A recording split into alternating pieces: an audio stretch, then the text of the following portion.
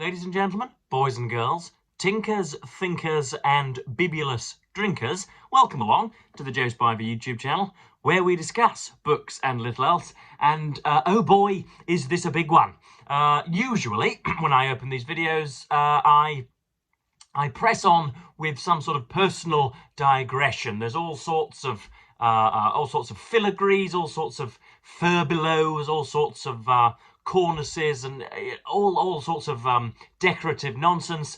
And unfortunately today, the subject is so fraught with cultural connotations. It freights in so much messiness and so much difficulty and so many troublesome antics. It is so very important that I am doing away with all of that extracurricular nonsense, all of that faffing, and we are getting straight down to business, because I have this week very, very slowly and very, very cautiously, very, very pensively read Douglas Murray's Strange Death of Europe. Now, this is the book which set Murray on his right-wing conservative course.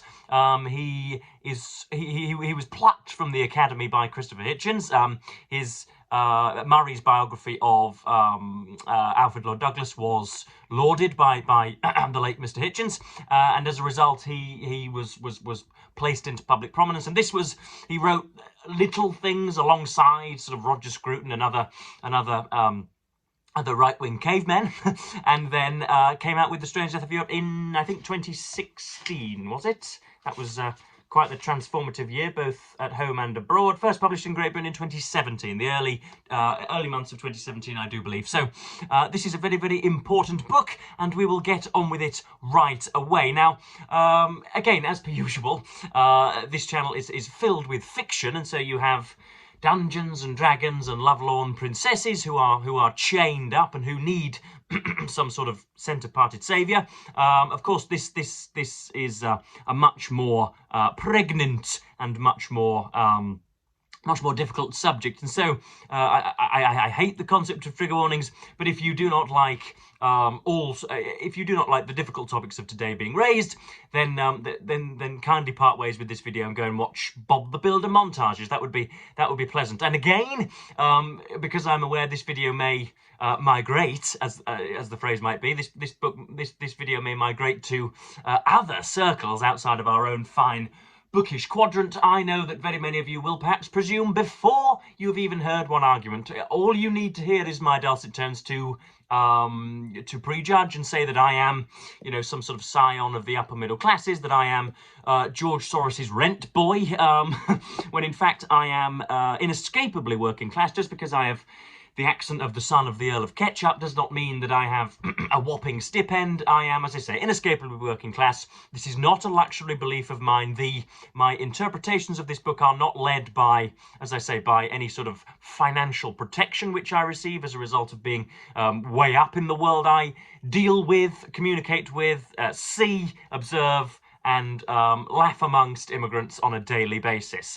So that's one huge throat clearing before we commence. But Murray's book takes 4 turns, really. It begins in a rather sort of stentorian manner, but Murray begins with his truncheon in hand.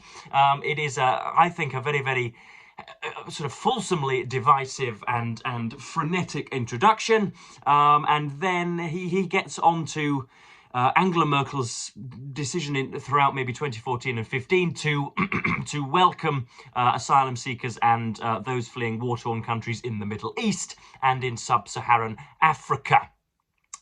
Then he discusses he himself took himself off to Malta and Lampedusa and other sort of migrant-heavy cross points, and reports directly from there, and quotes the individual immigrants on the ground, and then he looks at the demographic proportion of people coming through, the demographic makeup of people coming through, and what that might have, what effects that might have, what considerations that might incite in our modern societies.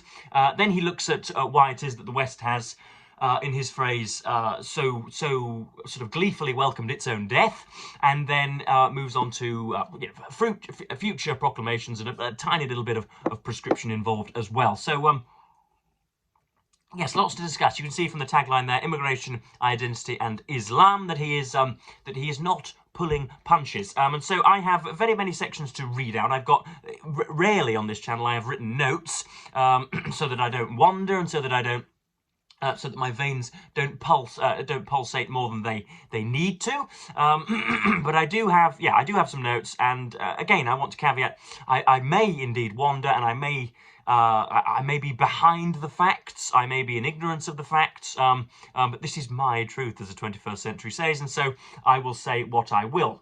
So yeah, we have the first section here, which is Douglas Murray going over a man by the name of Enoch Powell, who was a man with a brilliant mind and a brilliant application. He was perhaps the hardest worker that Oxford universities have ever seen. Having read 2/3 of a boisterous biography of his by Simon Heffer, I can say that. He was immensely talented and prolifically, formidably gifted, and I think wasted those, unfortunately. But here we are. He also is famous for making a speech which was later renamed or nicknamed the Rivers of Blood speech. I think quoting a Roman historian whose name escapes me, like the Roman, I foresee the river Tiber foaming with much blood, I think is the quotation, referring to an invasion of brown people, simply put. And here we have Douglas Murray covering for Enoch Powell rather a lot. You'll notice here that he is very, very reluctant to call anything in Powell's speech or anything, any of Powell's proclamations, to be dishonourable or in any way prejudiced or sticky or awful. But here we go. Although it didn't quite use the words by which it became known, the Rivers of Blood speech was filled with prophetic foreboding about the future of Britain if immigration continued at its then current rate. Those whom the gods wish to destroy, they first make mad, declared Powell. We must be mad, literally mad, as a nation. I can do an impression, but I won't bother.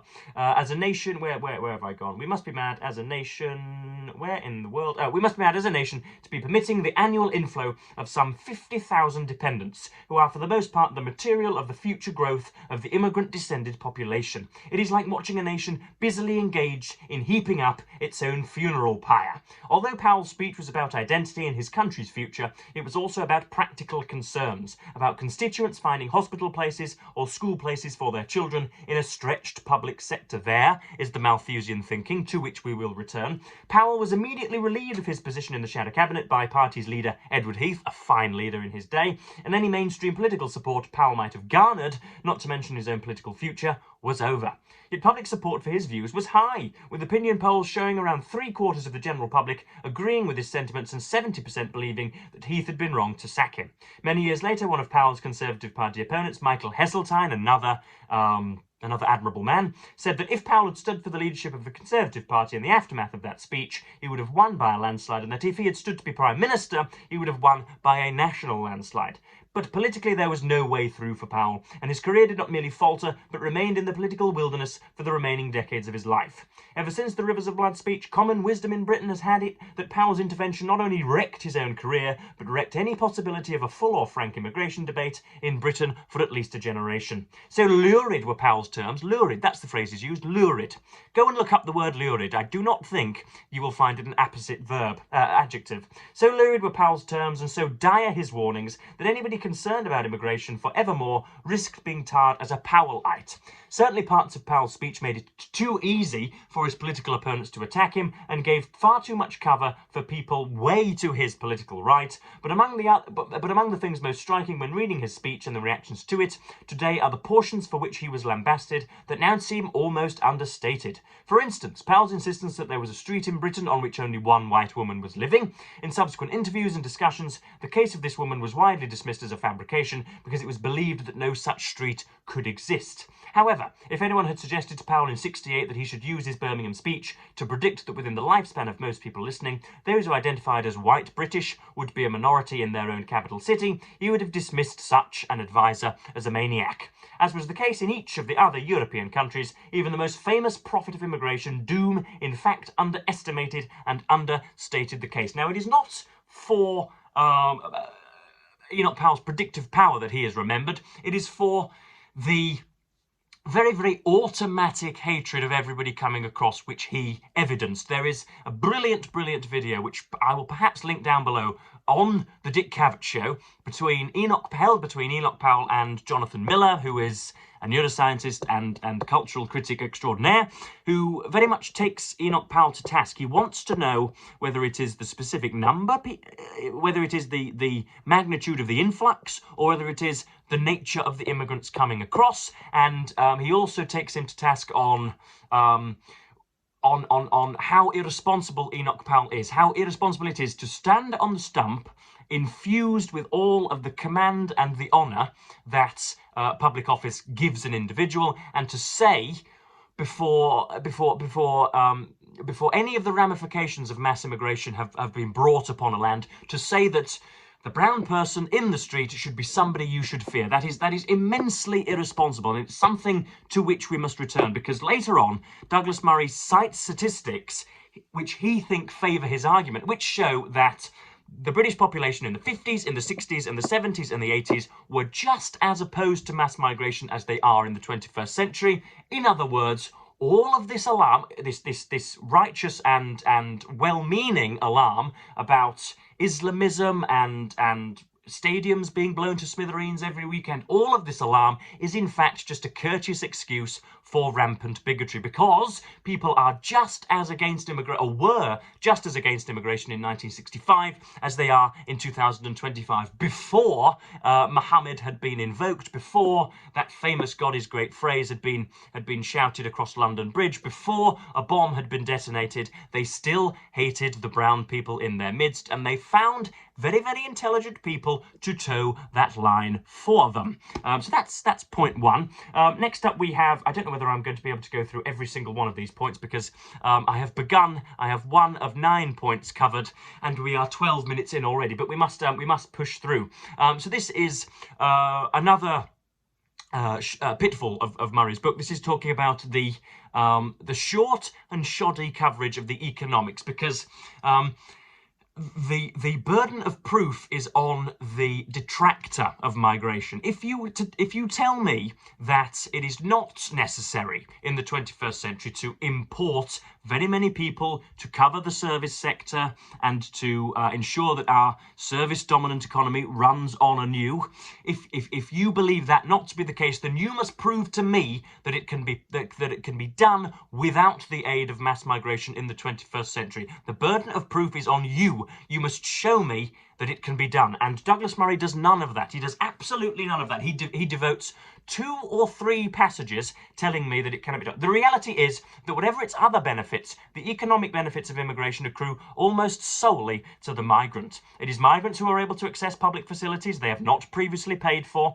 It is migrants who benefit from a wage higher than they could earn in their home country, and very often the money that they earn, or much of it, is sent to family outside the United Kingdom rather than even being put back into the local economy. No statistics cited, nothing at all. We just have to take Murray's word on this. There's elements of the media which push the argument that mass migration makes everyone richer and that we will all rise on a tide of wealth created by immigrants, continually forget this one crucial thing. And then he goes on to talk about GDP per capita and how we are getting slowly poorer, forgetting that we had a financial crash in 2007 and 8 for which we have never atoned properly, and of course he himself could never have foreseen the COVID pandemic of 19 and 20. But you saw there the very, very Ophidian, the very, very subtle and very very sort of rhetorically rhetorically flexible and very, very effective, very polemically effective shift where you show a society in decline and you show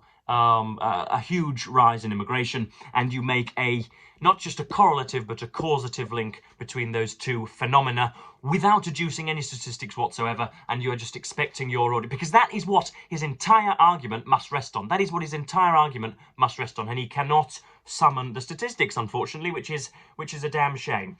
Next up we have, I'm not going to look at that because that really will blow my top. Next up we have one of the rare instances on which myself and Douglas Murray are shall we say, similarly skeptical, and why? And the upcoming passage is one in which I think Murray is rarely and conspicuously justified in his hand wringing. So we're talking about, and again, I'm going to need some of your help, folks. I'm going to need the help of a fellow booktuber whose name I'm going to forget, who is, I believe, a Westerner who has converted to Islam. I'm going to need any of my Muslim friends, any subscribers who are indeed of the Islamic faith, wrong-sighted though you may be in believing in an ethereal dominatrix. I'm going to need some of your testimony in the comments. I need to know whether there is a huge battle at the moment between moderate Muslims who just simply want to go about their lives and pose absolutely no threat to the white man, and Islamic fundamentalists following jihad and all of the other black flag idiots in the desert. Whether there is a tussle between the two, who is winning that tussle, who is likely to win that tussle, and therefore, what it means for Islamic representation in the 21st century. Because this is what Murray has to say. Politicians and the media in general minimise the differences between Islam and any other faith. So there we have the implication that Islam is worse than Christianity and Hinduism and fairy godmotherism, and all the time they insisted that the solution to the problem, if it did exist, was to bind the future of European societies to the future of Islam in backing the moderates so that a reformed Islam could prevail. This, the politicians insisted, would solve the problem both for Europe and for Islam as a whole. They appeared to have no awareness of the fact that from the Mutalizites in the 10th century to the Iranian Ali Dashti in the 20th century, Islamic history had witnessed many reform movements and many reform-minded individuals, all of which had been defeated by the force, arguments and appeals to authority of the fundamentalists. What European politicians were doing during this period was tying the future of Europe's security to a reform movement that had failed throughout history and was at the very least likely to fail again. So that is Douglas Murray's take on it. Now, this is where I have my main issue with people whom I take to be opportunistic xenophobes, such as Douglas Murray. I will not recant that. I will not renege on that promise. This is where I have a huge issue, because they are, even Sam Harris, otherwise rational, is very fond of citing some very scary surveys conducted in the Muslim community which show that 98% of them think that all women should be thrown from roofs, or that they should be barefoot in the kitchen, and then that 75% believe that homosexuality is an abomination, and half of them would quite like Sharia law and a caliphate in West London, and all the rest of it. You see these awful, horrendous sentiments boosted by Douglas Murray, by Konstantin Kisin, by Niall Ferguson, by altogether less creditable figures. You see these cited, and you saw this with the Southport riots, the race riots in my own country in July, August of 2024. You saw righteous indignation. You saw red faces. You saw people very annoyed at the sexual assault of women, the group-based sexual exploitation of young people in Barnsley and Rotherham and other northern towns. You saw them sweating with horror at the admittedly awful and butcherous and barbarous affairs that took place between maybe 2005 and 2015, and you see them equally shocked at all of these surveys, and yet they have not once stood up for the sexual safety of women when it is not connected with Islam and brown people. In other words, if your guiding tenet, if your key political touchstone was the sexual safety of women, you would have nothing else to scream about. A woman has probably been raped 3 times since I began recording this video. If indeed your guiding political principle is the safety of women, then you have both Islam and very many other doctrines, very many other modern phenomena to consult before you centralize your focus on Islam. And yet they do not do that because, once more, it is a courteous cover for vile and rancid bigotry. It is as simple as that. I am sorry, folks, it is as simple as that. I am very, very happy to have this out in the comments. I'm very happy to be persuaded otherwise, but that seems to me to be the case. Let us move on to, we have 5 or 6 down. Let me just, I do remember this is, again, another decent section. Same everywhere, poll carried out. So let me just, okay, here we go. Next up we have one of the more contemplative passages of A Strange Death of Europe.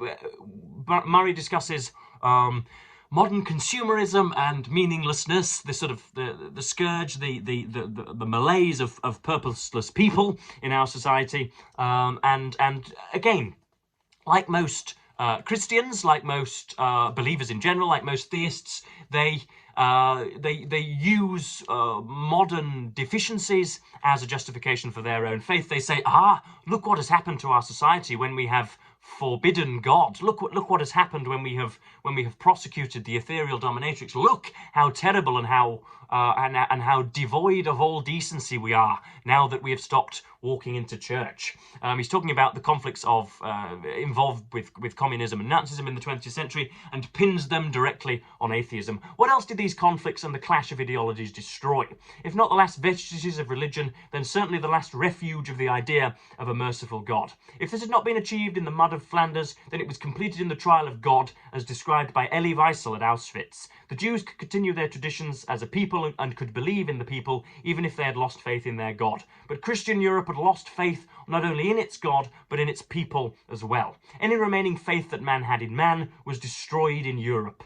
From the period of the European Enlightenments onwards, as belief and trust in God had waned, so belief and trust in man had partially replaced this. The belief in autonomous man had accelerated after the Enlightenments that had stressed the potential wisdom of mankind alone. Yet those who let reason be their guide now looked as ridiculous as everyone else. Reason and rationalism had led men to do the most unreasonable and irrational things. It had been just another system used by men to control other men. Belief in the autonomy of man had been destroyed by men. Now, anybody who could, even for argumentative reasons, suppose that either communism or Nazism were reasonable or rational are kidding both themselves and their audience, I think, or they are inherently evil, one of the two.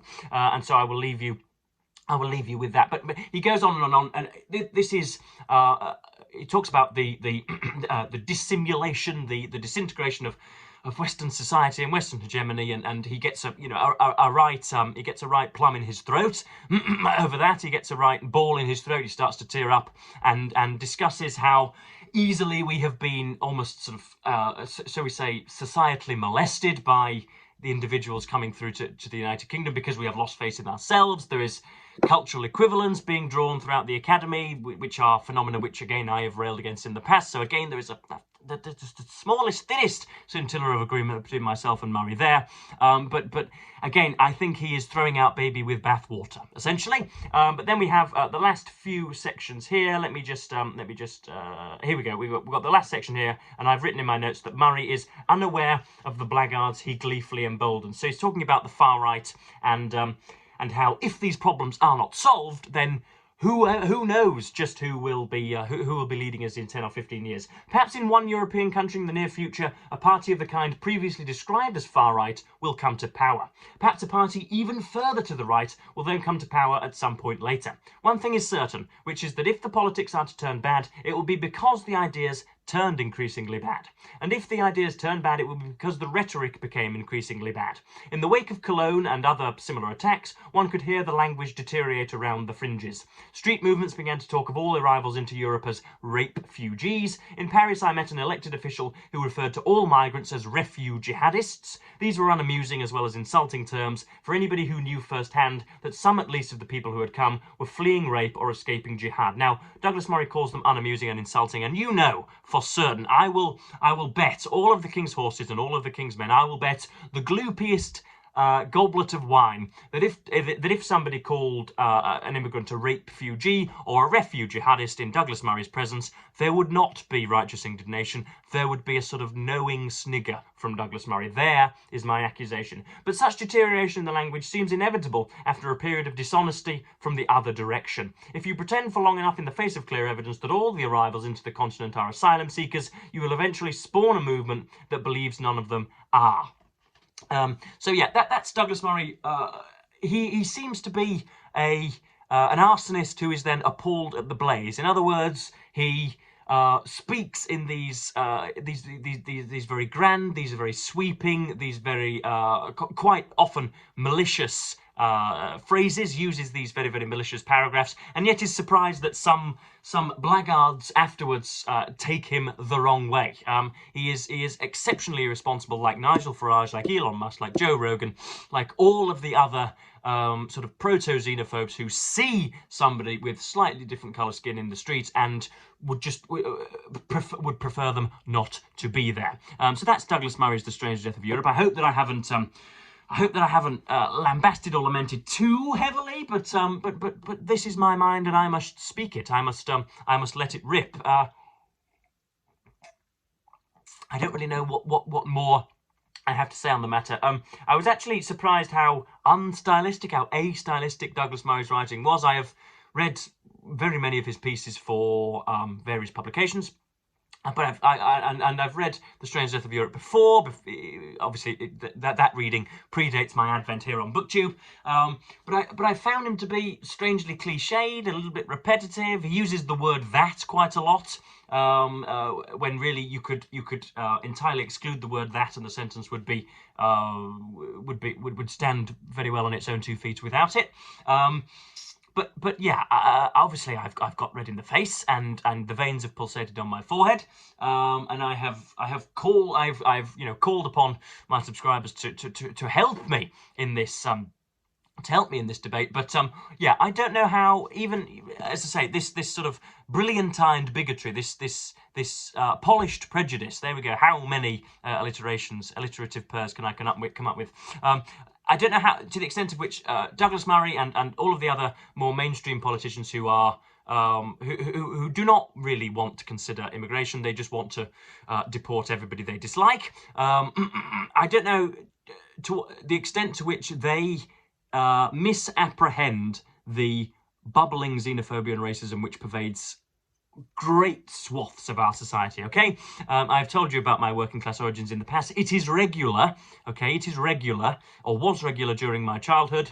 To finish a rugby match, maybe you're all blathered and you've had a right good session with the boys and you've beaten Hull Dockers by 24 points to 18, and you're having your chips and your ketchup in the clubhouse afterwards, and you're sharing trophies and you're clapping the best players on the pitch, and it's set to be a nice afternoon, and then you watch the older game maybe, and there happens to be a boy of Nigerian heritage, an English boy born in England who has had just as many English breakfasts and read the Bible just as circumspectly, I would rather, but just as reverently as the white man Simon next to him, who has a torrent of racial slurs poured upon him. It is not unusual. Thankfully, my maternal grandparents do not watch this channel, but it is amazing to overhear them in the car. So we will be driving back after a Sunday, and we will go through Holderness Road, which is an immigrant-heavy stretch of street, what an American madman would probably call a no-go zone. It is amazing for me to see. Let me paint the picture. So we were not 2 weeks ago stalled at the lights outside the Bank pub. Again, if you can check this geographically if you like. We're stalled outside the Bank pub, and a delivery driver, a cyclist whom I must presume was not born in this country, who looked as if he'd come perhaps from the Middle East, was highlighted by my granddad, and he didn't stop in his tracks because he wasn't walking, but he nudged me and noticed the delivery package on his back and said something along the lines of, "I wouldn't want my pizza or my burger delivered by him. I wouldn't want to eat something which he handed over to me." Now, either we must conclude that my maternal grandfather is hopefully not watching this video, but is also sort of sincerely and peculiarly conspicuously racist, or we must confront the unconfrontable, which is that perhaps 1/3 of the individuals in this country would dream of the day on which they can deport immigrants en masse. They do not care about the legality or the illegality, folks. That is just a Trojan horse. That really is a Trojan horse. These are my opinions. These are not sort of objectively delivered proclamations. But yeah, that is my 2 pence worth. I wanted to get all of that across, and I'm glad I've done so in just under half an hour. So yes, I will later on this week hopefully be broadcasting live with Christopher Russell. That will be an altogether less censorious, less fearsome affair. But yeah, hopefully I've done the subject justice. Hopefully I haven't placed my foot in my mouth on too many occasions. These 30-minute diatribes, these 30-minute peregrinations are trying to both the mind and the soul. So I will probably be I'll probably be turning the kettle on now and trying to revive my spirits. But yeah, I would recommend this. It must be read by every liberal, if only as a sort of sparring partner. And Douglas Murray has obviously gone on to cover himself in shame for his support of the Israeli government's genocide and his mealy-mouthed ambiguity between Kamala Harris and Donald Trump, when everybody with a working frontal cortex knew that she was the more viable of the two candidates. Anyway, so yeah, that's The Strange Death of Europe, and I will be reading a less transgressive book in the future. I hope I will remember to link Jonathan Miller's conversation with Powell and go from there. So yes, thank you ever so much for watching BookTube, and I will, as per usual, allow you to untether yourselves and wish you the fondest of earthly farewells.